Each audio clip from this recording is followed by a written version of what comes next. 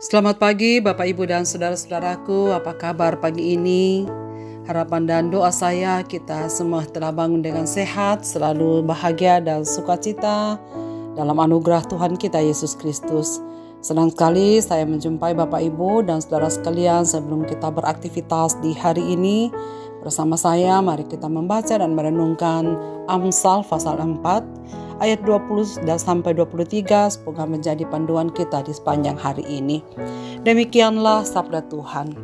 Hai anakku, perhatikanlah perkataanku, arahkanlah telingamu kepada ucapanku. Janganlah semuanya itu menjauh dari matamu, simpanlah itu di lubuk hatimu. Karena itulah yang menjadi kehidupan bagi mereka yang mendapatkannya, dan kesembuhan bagi seluruh tubuh mereka. Jagalah hatimu dengan segala kewaspadaan, karena dari situlah terpancar kehidupan. Jagalah hatimu dengan segala kewaspadaan. Saudara-saudaraku, para pendengar renungan pagi yang dikasihi Tuhan, hati adalah tema besar di dalam kitab Amsal. Kata hati disebutkan kurang lebih 75 kali di dalam Amsal dalam bahasa Ibrani. Di dalam Alkitab, kata hati dipergunakan untuk pengertian yang lebih luas daripada yang biasa kita gunakan sehari-hari. Budaya populer cenderung menghubungkan hati dengan emosi, bukan? Hari Valentine yang kita kenal, yang biasanya dirayakan pada bulan Februari, dilambangkan dengan hati. Dan hati sangat umum dipergunakan dalam konteks perayaan Hari Valentine atau Hari Kasih Sayang. Tetapi dengan kasih sayang, terkait dengan itu, saya kira kita semua pernah merasakan bagaimana jantung hati kita berdegup lebih cepat dari biasanya ketika kita sedang jatuh cinta.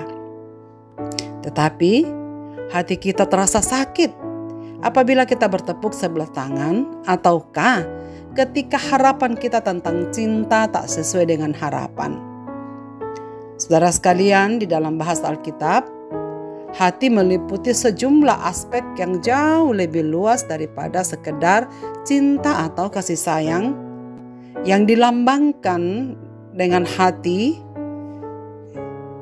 Karena hati meliputi segala hal yang mencakup pikiran dan kehendak manusia, dan juga meliputi aspek moral maupun emosional. Hati adalah titik pusat dari keberadaan kita.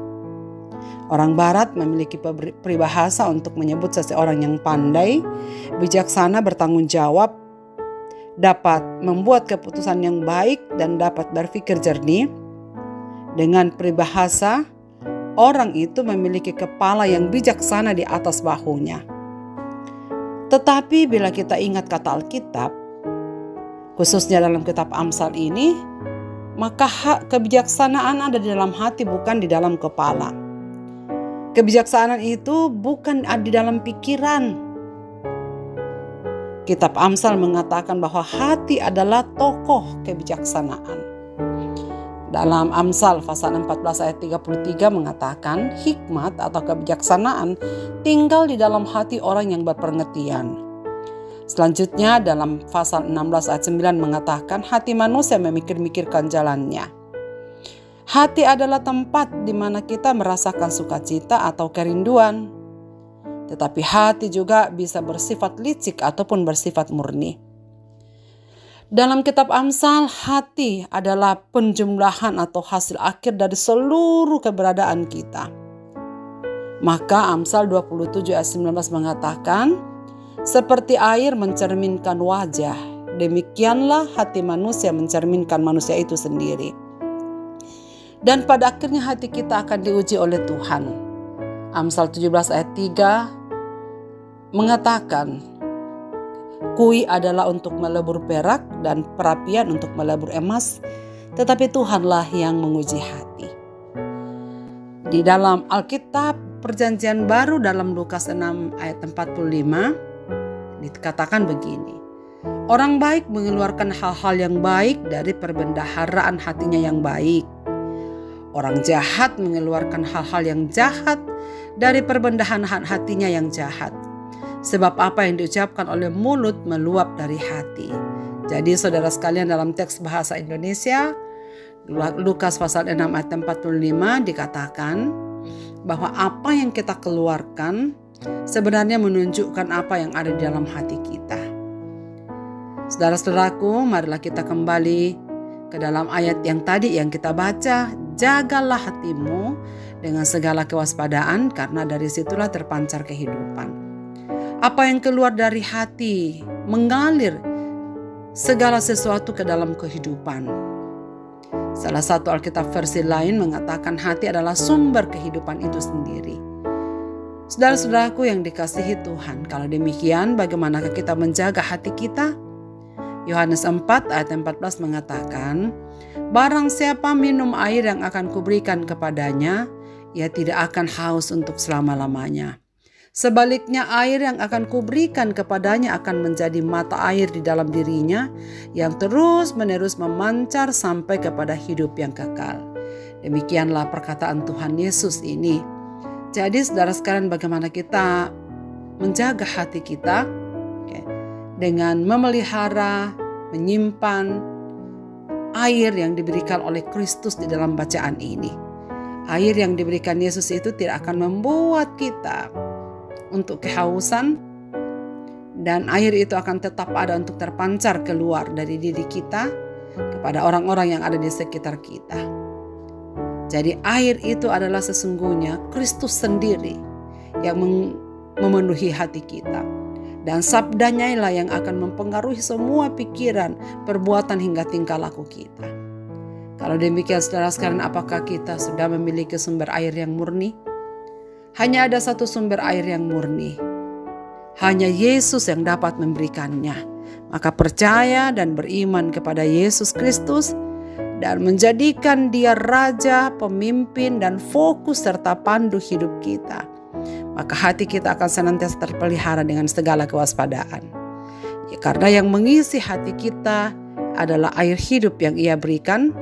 Dan dimanapun kita berada, kita dapat memancarkan kehidupan itu bagi orang lain maupun di dalam diri kita masing-masing. Jagalah hatimu dengan segala kewaspadaan, karena dari situlah terpancar kehidupan. Marilah kita berdoa. Bapa di sorga, terima kasih banyak untuk firman-Mu pada pagi ini. Supaya kami sungguh-sungguh memiliki hikmat dalam hidup kami.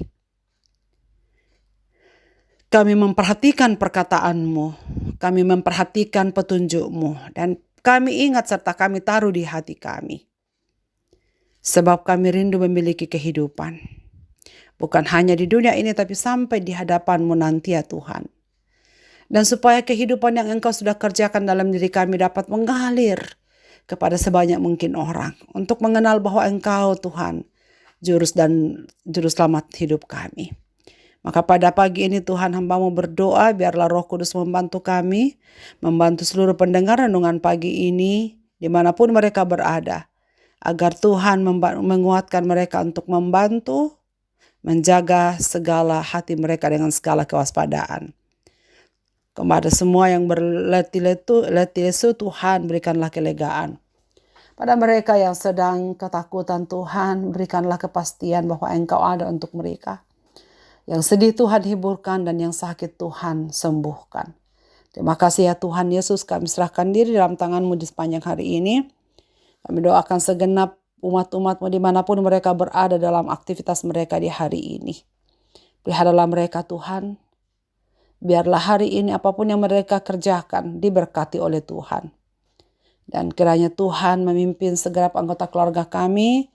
Tuhan memimpin segenap saudara-saudara seiman kami sepersekutuan GTM Jemaat Jakarta. Dan juga dengan saudara-saudara kami yang lain. Kiranya Tuhan menjaga dan menolong agar kami dapat tetap hidup seturut dengan kehendak-Mu. Oh Tuhan Yesus, kami serahkan diri kami dalam tangan-Mu sepanjang hari ini. Sertailah kami. Di dalam dan demi nama Yesus Kristus Tuhan kami berdoa. Amin. Selamat beraktivitas saudara-saudaraku. Tuhan Yesus memberkati kita dengan firman ini. Amin.